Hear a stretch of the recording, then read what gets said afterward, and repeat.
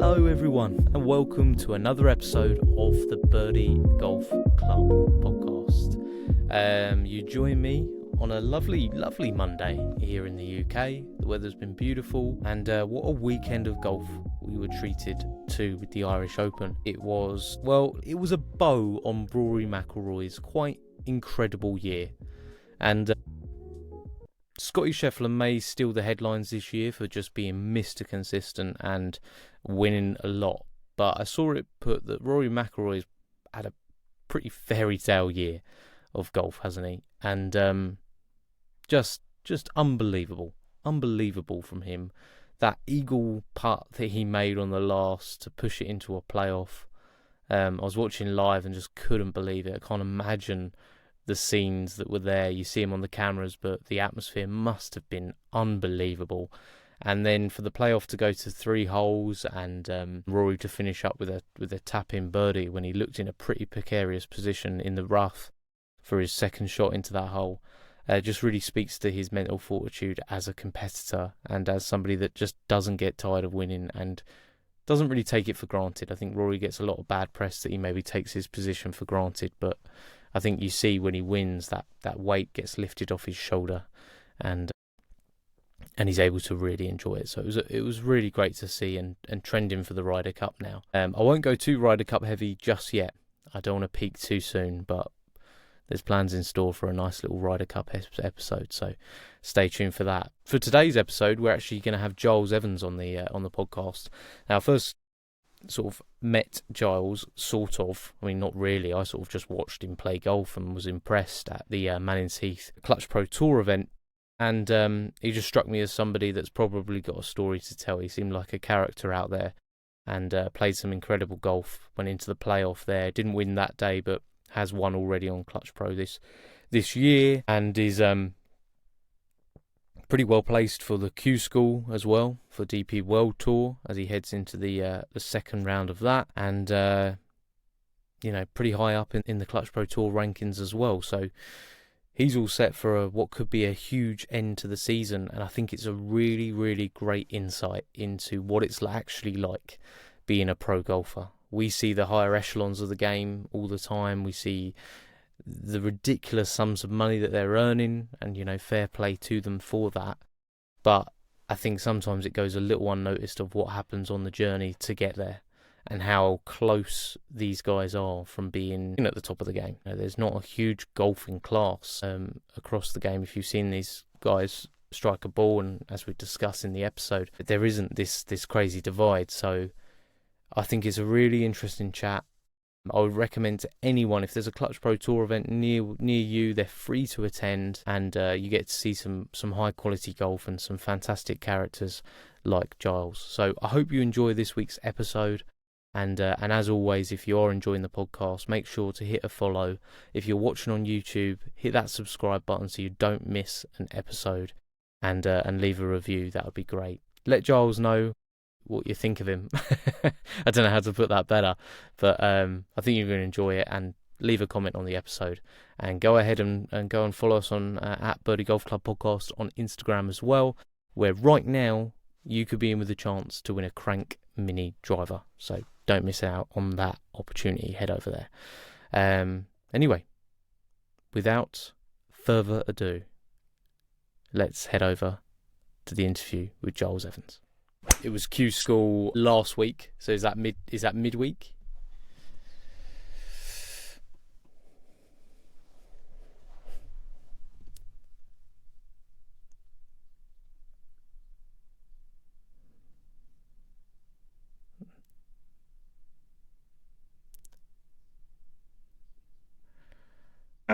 Yeah, more than any other tournament, it's biting your fingernails off all week and just trying to get through. Yeah, exactly. So could you explain like what it is that you were sort of qualifying for with that Q School? Because obviously people hear the term Q School and it has like quite a few connotations like across the world, basically. So what was this specifically for, Giles, for you? So this was for DP World Tour qualifying school. So that was first stage. So I've been really fortunate that the last 2 years I've got through all 3 stages. So you play first stage, which is all around the world. I think there's 3, maybe 4 in the UK this year, at different venues.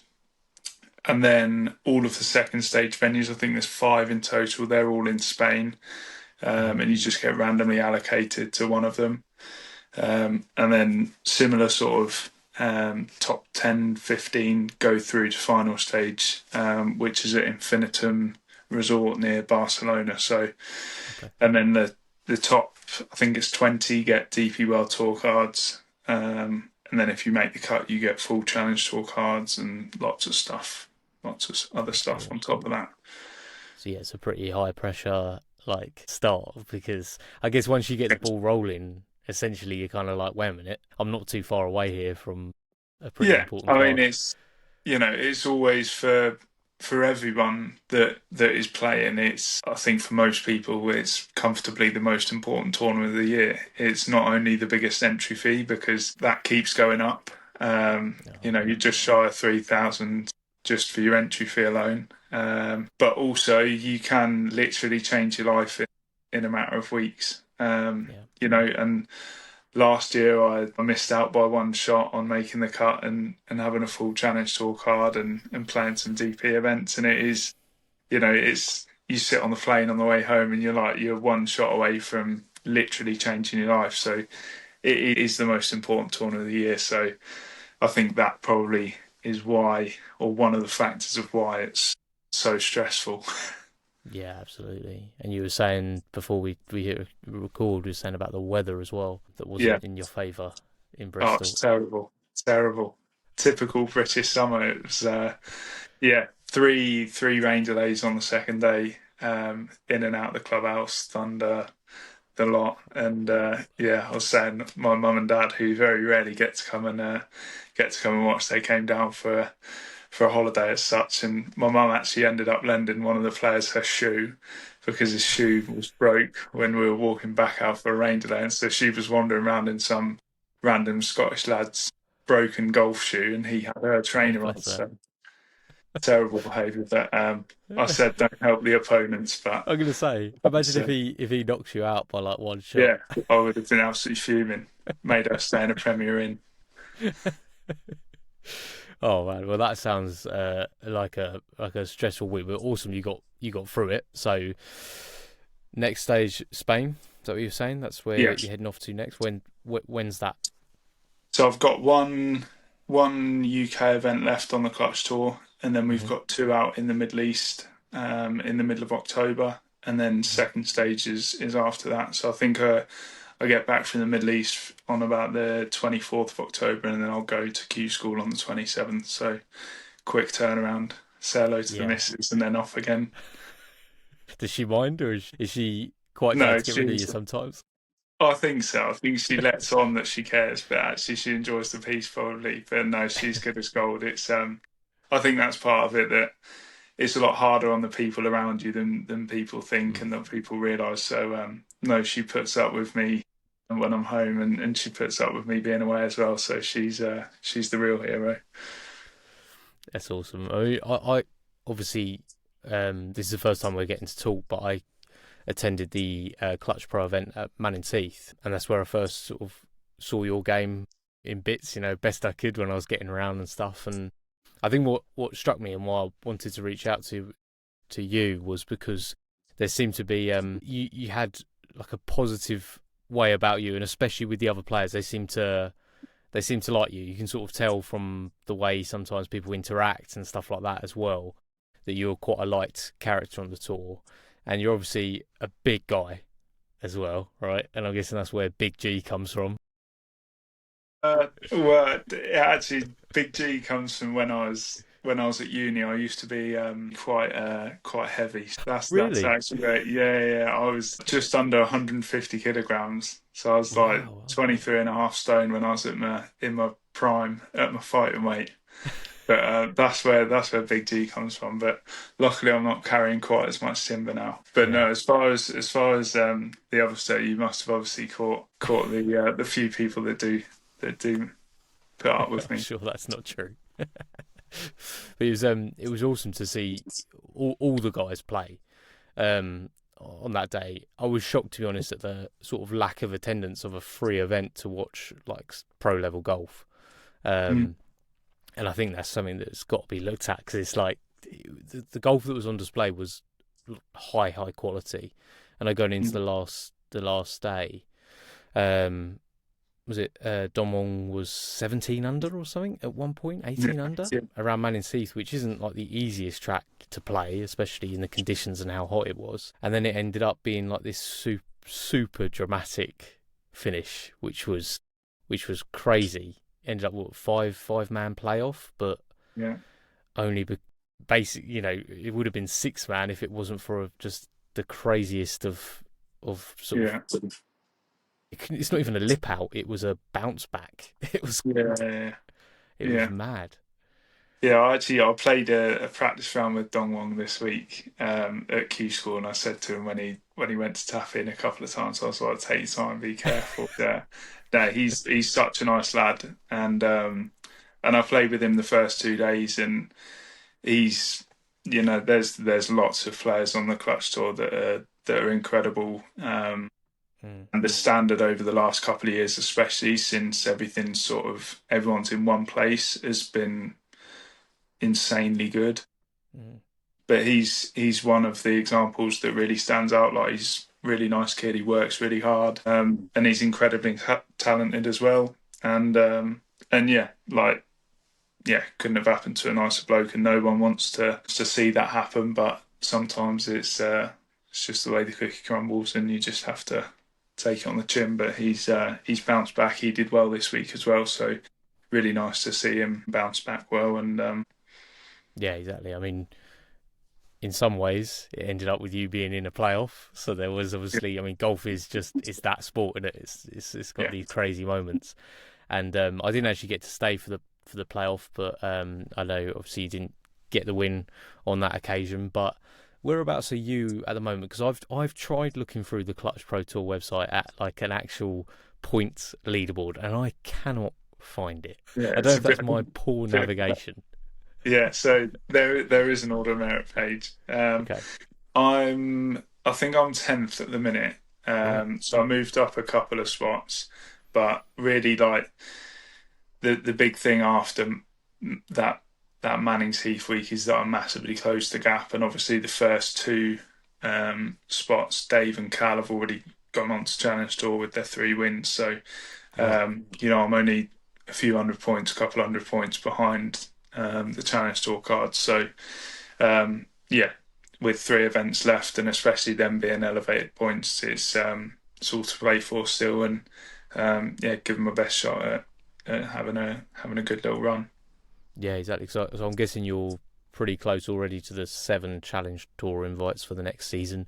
But obviously everyone's looking at that full Challenge Tour card, which there's still 3 spots available. Yeah. Yeah, I think the invites are great. Don't get me wrong, but the year that I was fortunate enough to win the Order of Merit, that's what I got. I got invites, and for me at that point in my career, that was incredible. And I learned so much that year, and I'd never even really competed abroad before then, so it was a huge learning curve for me. But I think really when you're playing against people that are playing a full season in terms of trying to keep your card, it absolutely lumps pressure on them 6-7 weeks that you have on the invites. So yeah, to get a card over invites is substantially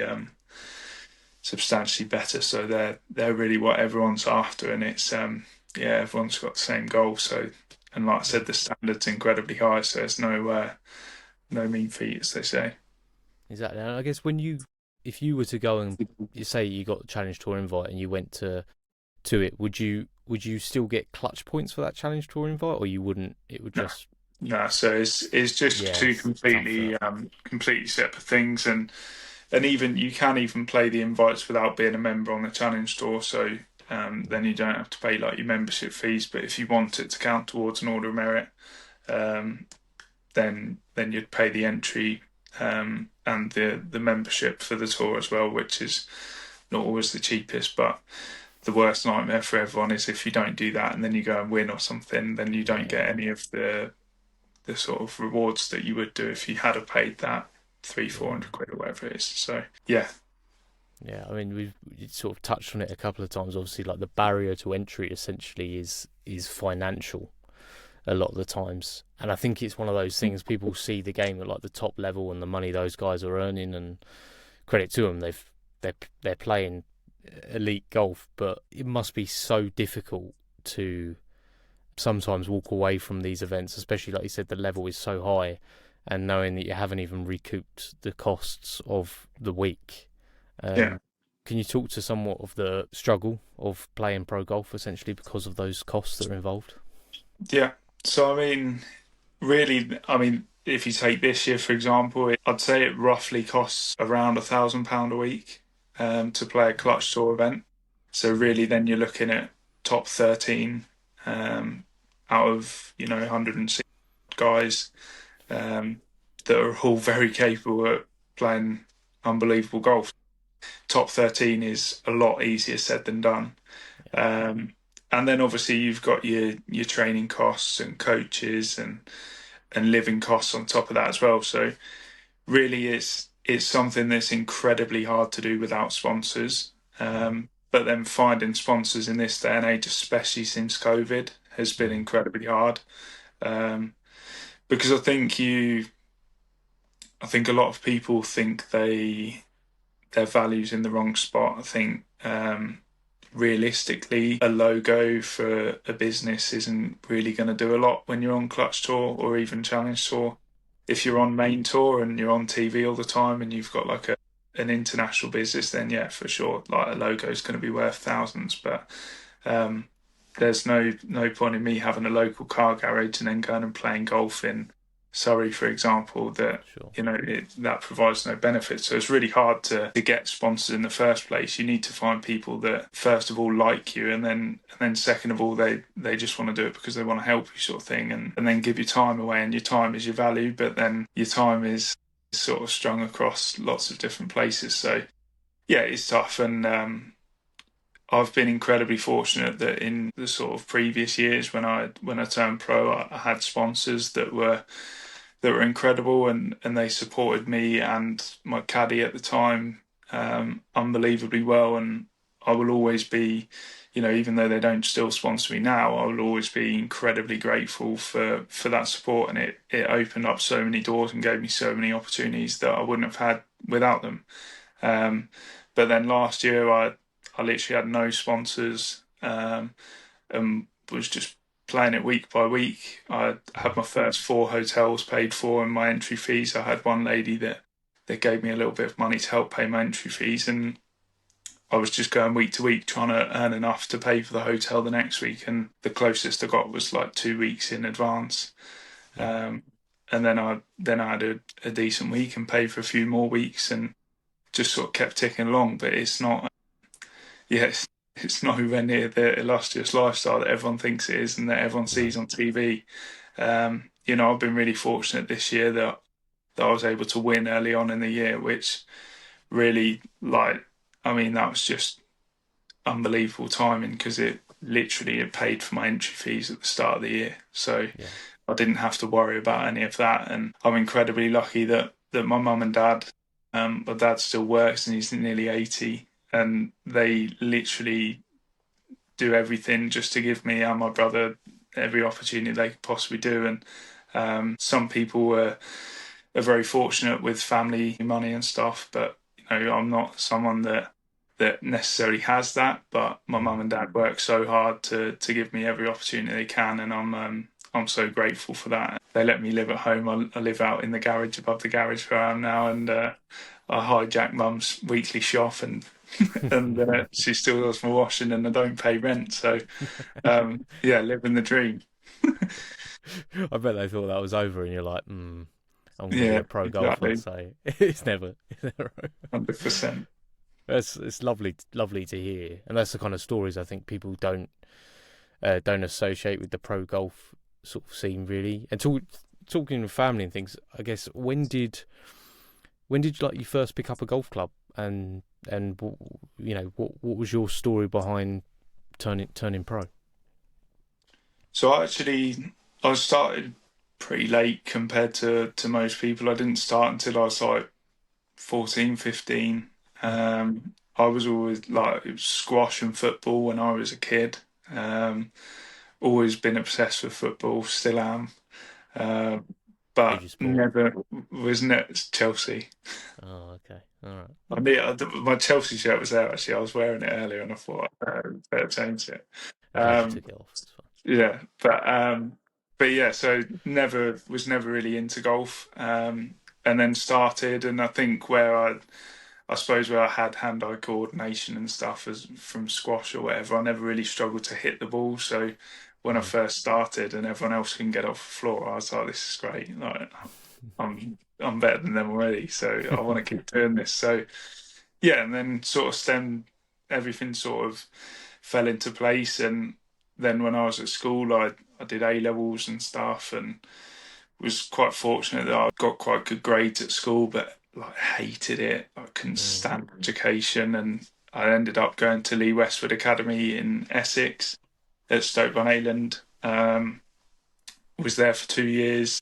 Got down to like scratch when I was there, seven to scratch in the 2 years. Even though, ironically, I hated education, I went to uni. I went to University of Birmingham and did applied golf management studies, which is where you do your PGA alongside like a Bachelor of Science. So studied that, and I played for the team and I was captain and stuff, but like I never really thought about like playing full time. Um, I didn't think I was good enough, to be honest. I thought I was miles off.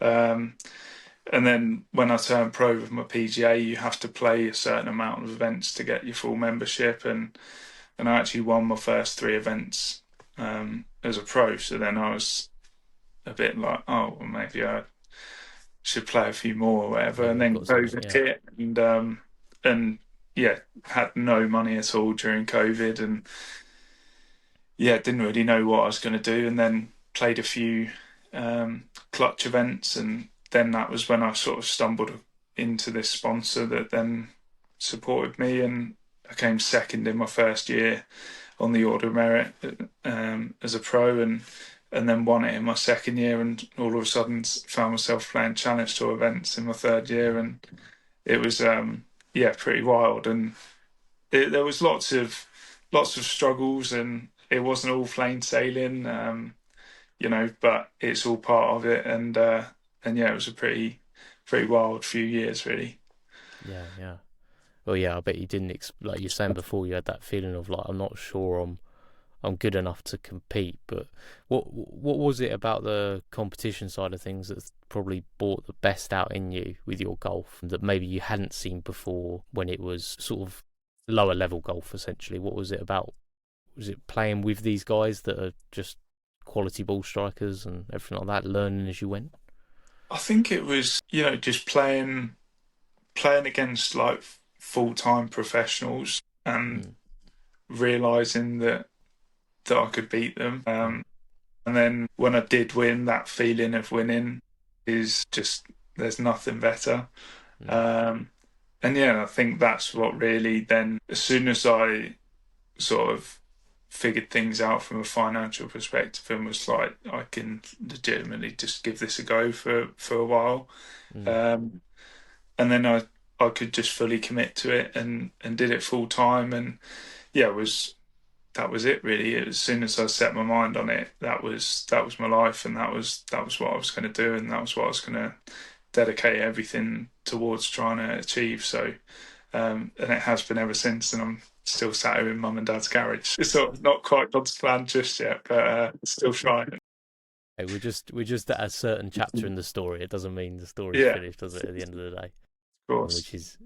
which is great. But you just threw yourself all in, and that's seems to be a common sort of thing. Whether it's somebody who wants to work in the golf industry, build a company, whatever it may be, or like yourself, be a pro golfer. It takes that all-in commitment at some point and going for it. So, what does your week look like as far as sort of practice? Obviously the physical side of things with like the regimen that you probably have to follow as a pro golfer. Could you run us through like a Monday to Sunday, maybe if there's an event, say with the Clutch Pro, the Wednesday, is it Wednesday to Friday? If the events on Yeah, Clutch Pro normally. days, what would a Yeah. week look like for you? So on an event week, normally I'd just get up early on the practice day and drive on the Tuesday, Hmm. play practice round Tuesday, obviously then compete Wednesday to Friday, hopefully if you make the cut. Drive home late Friday night. I will try nowadays to take a day off, but it doesn't very often happen. So I normally just do sort of like half days, have a bit of a line on the Saturday, practice in the afternoon and into the evening, practice Sunday, same Monday, and then go Tuesday. So I think like taking time off is something that I've always struggled with. Mm. I'm not very good at it, and I'm continually trying to get better. But yeah, so it's quite full on during the season, and then the typical week off like this week. I mentioned to you before when we first jumped on, like I've tried to take the last 2 days off, so I had the weekend off, and I came back on Friday night, and then back into practice today. And normally, if I like over the next 3 weeks until I compete again, like I'll try and take one day off a week. Hmm. So practice 6 days a week. Normally, I'm not one for getting up too early when I don't have to. I have enough of that in the tournament. So Yeah. normally practice from sort of 9:30, 10 till 4:30, 5, whatever time it sort of takes me to get my stuff done. So yeah, it is. It's like a full-time job, and um, yeah, I think the people don't always realise how much time that Mm. us guys put in. Um, and a lot of people always, when we've spoke about the finances, a lot of people say, "Oh, why can't you work alongside it?" And that's exactly my point. Is that in order to compete at the very highest level, my personal belief is that you don't have time to work alongside it. If you're lucky and you've got someone that can give you odd random days work, then great.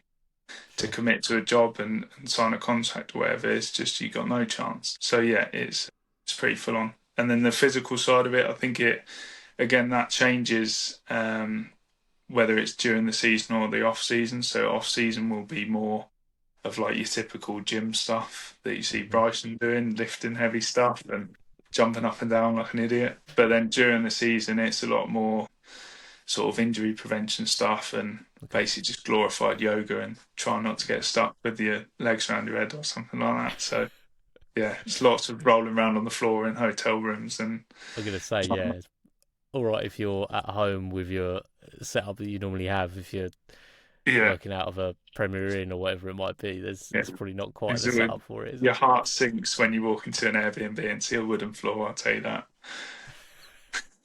You're like, well, my stretching's going to be dreadful for this Yeah, week. that's it. Always give it a fist pump when you see a carpet. You just need a roll up yoga mat. That needs to Yeah, become part of I the. don't. I can't fit any more in my Clio. There's no room in the inn. Well, that sounds like a full on week. A full on week. And it's no surprise to amateur golf. I mean, my routine for going to play golf, and I feel like I'm really good now with my routine, is I will spend 20 minutes doing a warm up session, and that's it. And sometimes I wouldn't have played for 3 weeks in between, and I expect better results when I go out there as well. That's Yeah, that's sort of that's everything you need to know about the about my golf. yeah. But where do you play out of? You know, what's your home club? Home club is Thetford Golf Club, just down the Hmm. bottom of Norfolk. So it's absolutely ideal for me. It's literally 10 minutes down the road. My missus lives like 2 minutes down the road from it, so it's perfect location. But also it's unbelievable during the winter, so it just fits perfectly with when I'm there the most, really. So obviously in the off season is when I'm home the most, and Yeah, it's bone dry and the greens are always amazing. It never gets waterlogged. I don't think I've ever seen a puddle on the course the nice. whole time I've ever been a member there, and you never even have to blow your shoes off at the end of a round. So yeah, facilities are awesome, and the course is great. So yeah, very very lucky to be attached there, and the club are great and support me really well, and then we've got an indoor facility as well. So whenever it rains. I'm allergic to rain, so I'll be running straight in there. So yeah, very lucky to be there, and yeah, it's an awesome club to be attached. Quick pause to the episode to tell you about today's sponsor, and it's something every golfer should have: Solex. Here's the deal. We all know that we should reapply sunscreen during a round, but who actually wants greasy hands on their clubs? I don't. You don't either. Solex fixes that. It's a sun cream with a built-in applicator, so you can protect your skin without messing up your grip. Just roll it on in between shots, no fuss, no excuses. And it's not just about convenience. Solex partners with the Melanoma Fund, helping raise awareness and fight skin cancer. So you're not only protecting your game, you're protecting yourself for the long term. Here's something special for you. Use code BirdieGolf15 at checkout on solex.live and you'll get 15% off your order. That's BirdieGolf15 for 15% off. So next time you're heading out for 18 holes, don't just pack your tees and balls, pack Solex too. Protect your skin, protect your swing. Now, back to the podcast.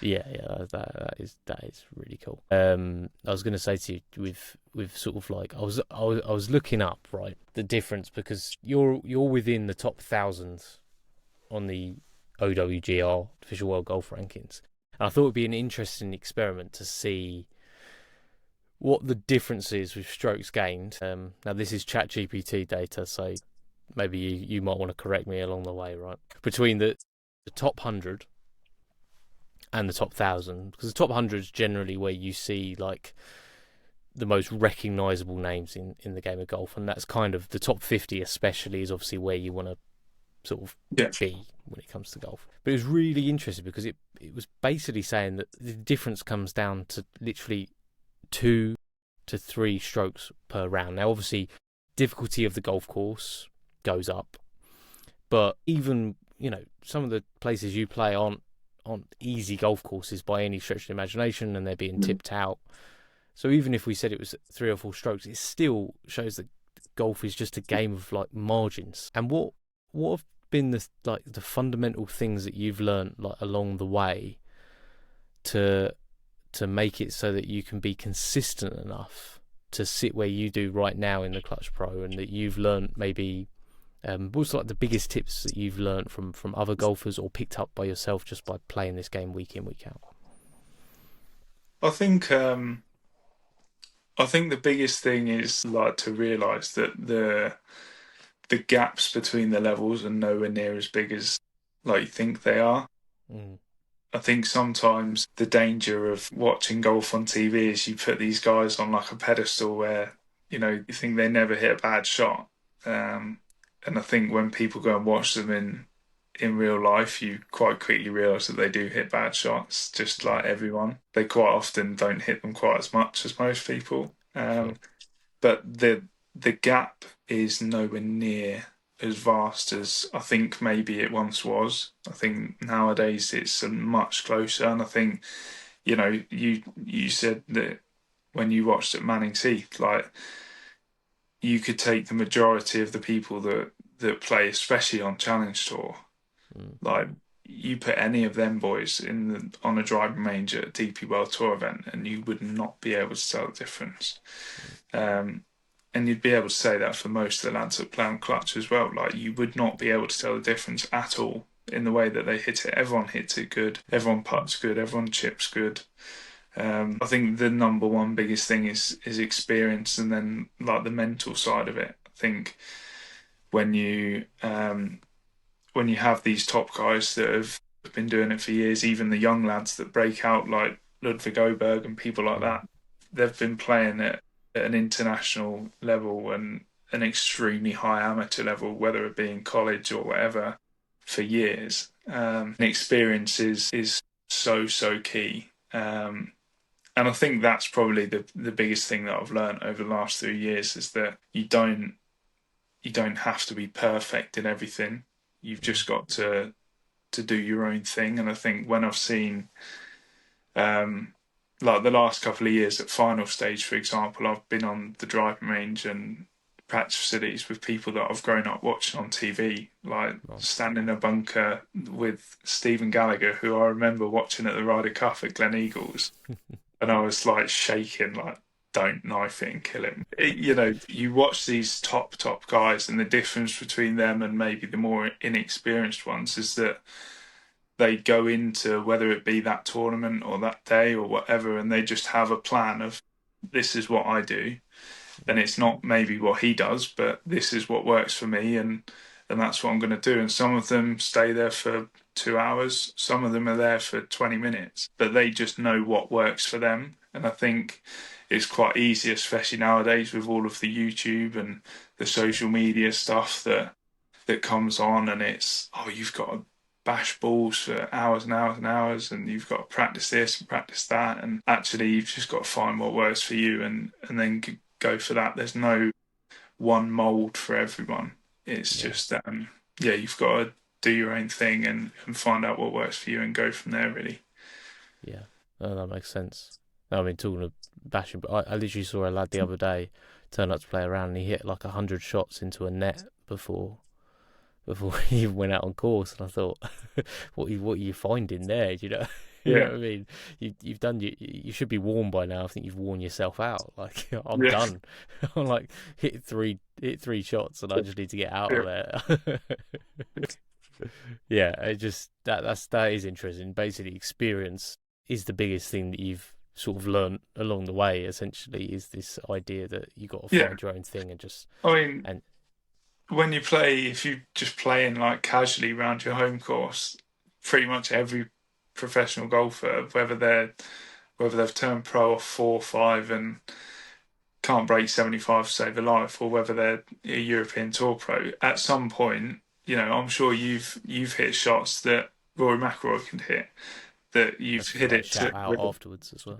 Yeah, exactly. You've hit it to a foot from however 150 yards. I'm sure you have before, and everyone's capable of doing that. Yeah. But it's whether you're capable of doing that under pressure, and that's the biggest thing. Is that there's even a lot of professionals that don't play for a living that are more than capable of shooting under par, but it's just doing it in a tournament is very different. So I think that's something that I'd say, like, the mentality aspect of it is by far the biggest thing that I've learned, and trying to become more comfortable in uncomfortable situations is the biggest key in order to really like climb in the levels. And the only real way you can do that is by putting yourselves in them scenarios and gaining experience from that sort of first-hand sort of way. Yeah, it's I'd say that's the number one thing. Yeah, and the Clutch Pro is such a pressure cooker situation, because I was talking to Nick from Malins Heath, who's one of the guys there, and he's played loads of events over the years, but he's like, I cannot believe the way these guys played this golf course, because as amateurs going there, it almost feels like there's a certain way to play that course. Yeah, because you wouldn't take it over here, and you wouldn't, all these sort of ideas. And he's like, trust me, he's like, they're just gonna, it's shootout golf basically, and it backs up what you were saying. Essentially, you've got to be in that top 13 to make your money for that week, so you better go for it, because you might not make the cut if you don't. Yeah. It's like so many. A few years ago, when I played on the Challenge Tour, and like that was one of the things that stood out to me, like compared to stuff that I've maybe played in the past, everyone seemed like so much more aggressive. And then when I came back the next year and played on Clutch Tour, and like you sort of doing your prep and stuff in practice rounds, and it was something that so many times I looked at, and where I'd be like, oh, I'm going to lay up on this hole, and be like that. And I'd sort of think to myself, how many Challenge Tour pros would lay up? Right. And I'd be like, absolutely none of them. So then I'd just be like, right, I've just got to send it. But then that's the sort of thing where, like I said, you learn from experience and do your own thing, because statistically, like I think it was 2-3 seasons ago, I was pants from like 60 yards. Right. Like terrible. And on par 5s and short par 4s, everyone else was hitting drivers and leaving themselves 50 yards, or going for it in 2 and leaving themselves 50 yards, trying to push it as far up there as possible. And like I'd looked at my stats and sat there with like my coaches and that. It's like, right, I'm actually better from like 120 yards in terms of like proximity and stuff than I am Yeah. from 50, which I mean, it shouldn't be like that, but I was just terrible from 50 yards. And so like I sort of said that, right, I'm gonna deliberately lay further back, and like sometimes it would mean that I was on a par five and I was hitting like a 9 iron to lay up, Right. but then and deliberately leaving myself longer. But then my par five scoring for that year was better than it had been the previous 2 years. All because I just picked up on that and realised, right, that's what I'm better at. So I'm just going to play to that. I Yeah. mean, luckily now I've sort of worked on that and I'm a bit better from 50 yards because most of the time I find myself 50 yards after I've had to like chip out from a bush or something Yeah. like Yeah. that. Yeah, but yeah, I so think that's good for people to hear because I had Scott Fawcett on the podcast, and obviously like he's a big proponent of. Well, he gets painted as a big proponent of get the ball as far up there as possible, yeah, and you're sure, statistically going to have lower scores. And I think across a broad spectrum, that is correct. yeah, But like you were saying, it's that notion of play your own game, and sure, you'd yeah, probably love to have been brilliant from 50 yards that year, but you just yeah, weren't, and it wasn't going to be fixed in the time you had in between events. So find the yardage, and that's something for people to take away. There's one on my local golf course. There is literally one par five, and I know every time walking up to it, I know I should just take a 6 iron out. Like, 'cause that's one of my favourite clubs in the bag. I should take my 6 iron out off the tee, knock it down there. It would still probably run out to a great yardage for a 6 iron, and then I'd just probably have another iron into the green because it's not particularly long and you can kind of cut the corner. But every time I see it and I just think, yeah, but if I hit driver, I could end up with the big like a dog's little calling wedge you. in my hand. Yeah, yeah. I'm like, this could be really good. And I Yeah, just immediately either I duck hook it because I'm scared of going too far right, or I just smash it into the bushes right. It ruins my scorecard every time. So I need to hear that, Giles. That's helped me out. So is there any I know maybe we shouldn't look at negatives because I know a big part of golf is mindset, but is there any particular courses that are on the Clutch Pro that you really don't like, or is there a particular sort of like weather that I mean weather's weather in it, but just a particular setup that it doesn't suit you? uh, Forest Pines, can't stand that place. And why Um, is that? What is it like as a just hit a draw off of like every hole, and I cannot hit a draw to save my life. I've got more chance of pouring a good cup of tea from a chocolate teapot than I have hitting a draw on command. I can hit a duck hook, I can hit a Yeah. pull hook, cannot hit a draw to save my life. And it's actually something that like I worked on quite hard over like the off season with my coach being able to hit draws when I needed to, and not specifically for Forest Pines, but yeah. And I went there this year and I actually won the pro am. And I was like, I've cracked it. I've like cracked this course. And I shot six over first round and was like tied 130th or something. And I was like, oh my God, like, I'm going home. And then shot six under second round and then made the cut. And yeah, and then ended up finishing like top 20 or something. So Right. yeah, that would probably be my least favourite course. Anywhere like anywhere tight and fiddly is just not a bit of me. Okay. Um, yeah, I'd rather somewhere wide open, just yeah, smash it everywhere and Yeah.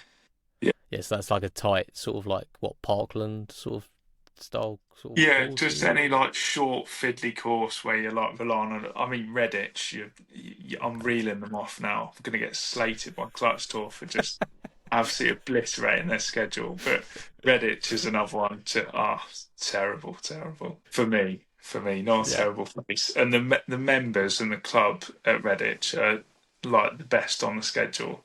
They Right. actually like there is a mega club, but as a golf course for me, it's horrendous. How did you But finish yeah, there this year? uh, actually, I think I did all right there. I think I finished like top 25, something like that, maybe Okay. top 30th.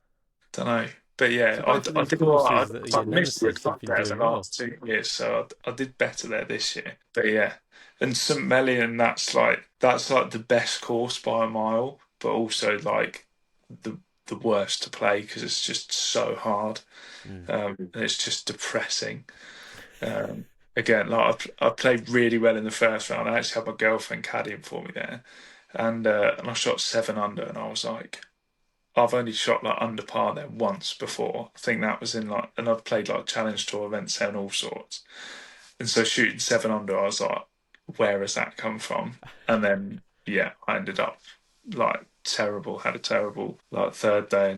Yeah, that's just a depressing course. I don't know how you could be a member there and ever smile. It's just What is yeah, it about St Million? I've never been there. it's just so hard. It just makes you feel terrible at golf. It's so tight. It's just so like penalising. The Mm. second you get one bad shot, it's like you're just reloading.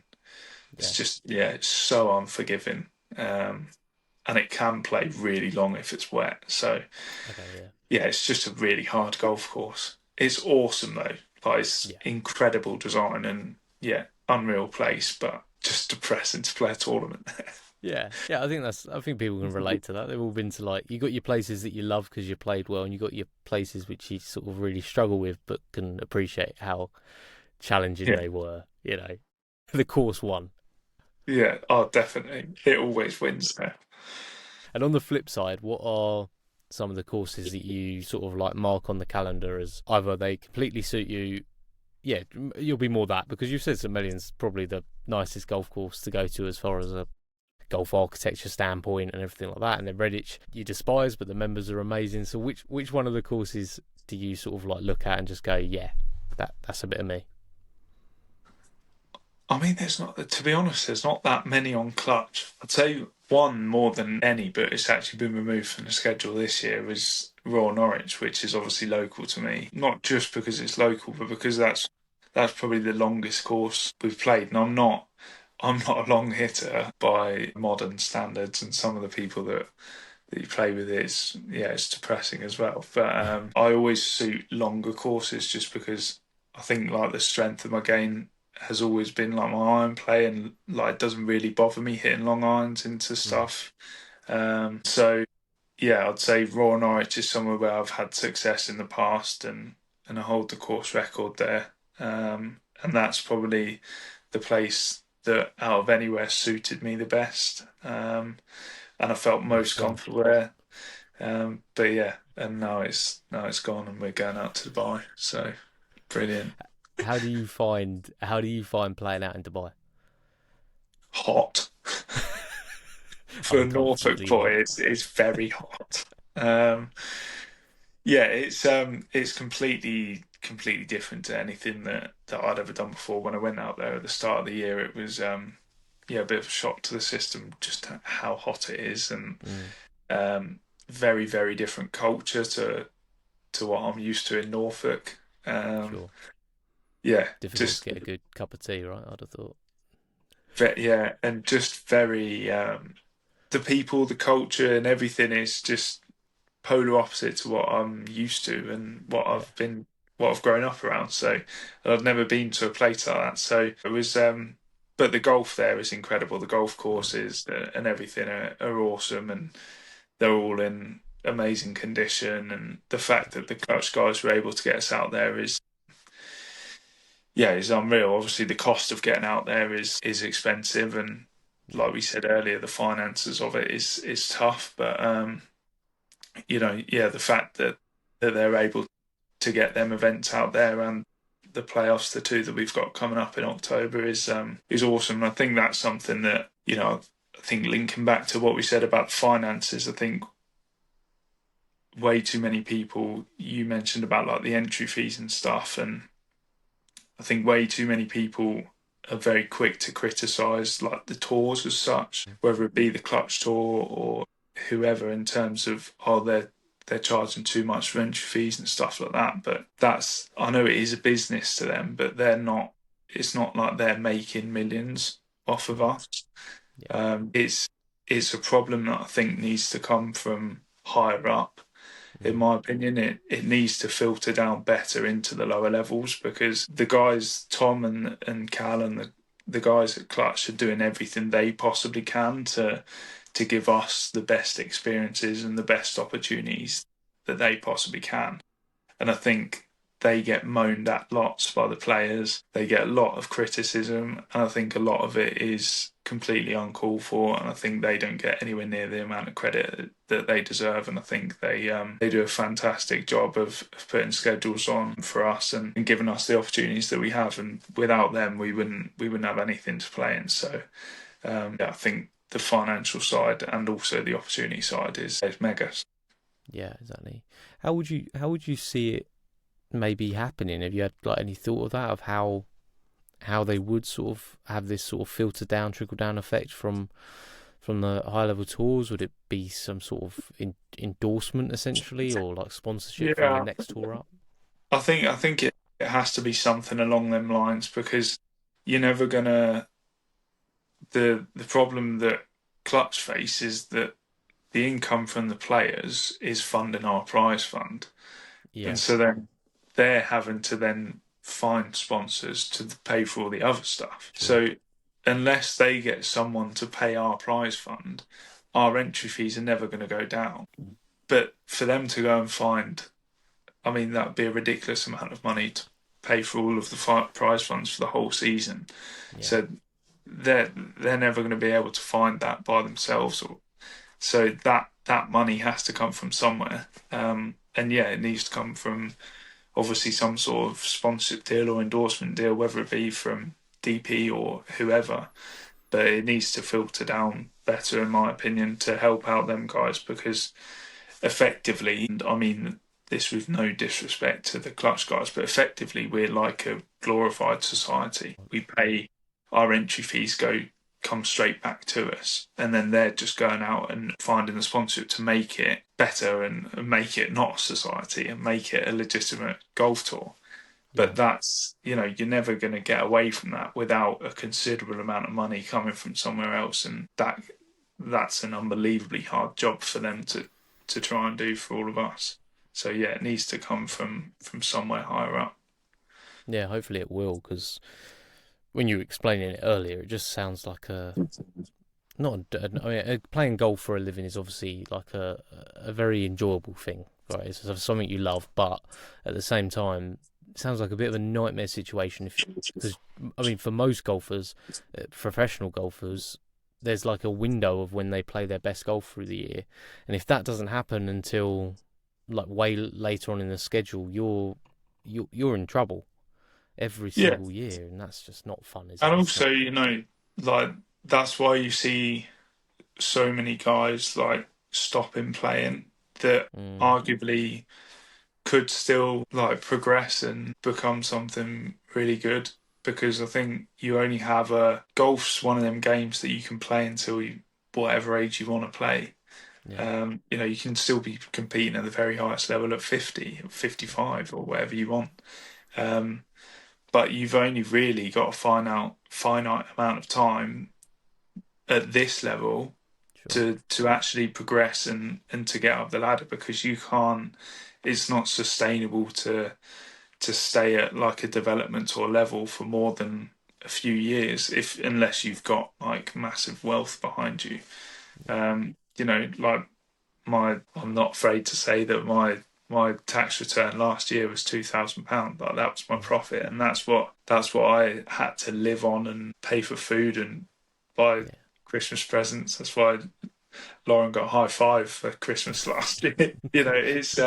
It's not sustainable to do that for a long period of time, and then, as well, like all of us have lives outside of golf. Like at some point, I do want to move out. I don't want to live in mum and dad's garage and be in their hair for the rest of my life.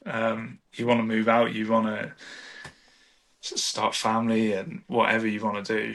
Not quite yet, but yeah, like you can't do that earning £2,000 a year. no, So that's not on the Clutch tour. That's on the player developing and progressing. But yeah, there needs to be more help to help people get up, because ironically, when you get to that top level, there's way more financial help than there is at the bottom, which when I first found that out, when I first got through to final stage and found that you have like guaranteed earnings and schemes like that at the top, it like I sort of sat there like, what? Why'd you get that when you're playing for millions every week compared to, or hundreds of thousands of pounds every week compared to when you're playing for 8 grand first prize and top 13 and making their money back? It's like, yeah, it's wild. So yeah, I think something needs to change, but I don't really. That's above my pay grade. I haven't got a big enough brain to solve that one by myself, I'm afraid. It seems like one of those things that it's a relatively simple solution for the higher up sort of tours, just to trickle down and to help players just pay their way. I mean, it's not like you're asking for sort of like 50, 60 grand to be on the line every single week, like for the winner or whatever, but it's just simply so that people can at least make a living doing it, literally. Yeah, Like, just make some money from doing it, rather than sort of coming out and losing money trying to play that sort of level of golf. Yeah, I mean, I hope. What's your sort of what's your goals for the end of this season? Obviously, number one is get that Challenge Tour card. Is there a way that you don't have to play out the rest of the events to get the tour card? Is it 2 wins or 3 wins that you need on? Yeah, 3 wins. So yeah, if I won the one at Castle Royal in a few weeks' time, and then the first one in Dubai, I suppose I could fly home early, and There we go. but no, Just do that. I'd That probably sounds stay easy. out there, and then I'd give Lauren another week of peace while I'm out there. So yeah, but yeah, the goal is obviously to try and get one of them Challenge Tour cards from Clutch, and then obviously to try and make it through to final stage again, and go at least one shot better than last year. So it's quite nice that even if things don't quite go to plan with the Clutch Tour, I almost get a second chance at Q School now, and it's a nice position to be in, and I'm sort of the one chasing, and I feel like anything's possible. So yeah, I'll try my best, and that's all I can do, and see what happens, really. Yeah, that'd be awesome, Giles. I mean, like you said, you've had it's pretty good year anyway to be where you're at, and to have the ability to be like, okay, another few good weeks, and that's one tour card, and then bang, if you have another couple of good sort of events on your Q School, and you're ready and weren't sort of ready to go for the DP World Tour, which is just incredibly exciting, right? You got to be excited by the possibilities that are ahead of you. For sure, yeah. Yeah. Well, it was great to see you play at Manning's Heath, mate. I really enjoyed that. I enjoyed the whole day.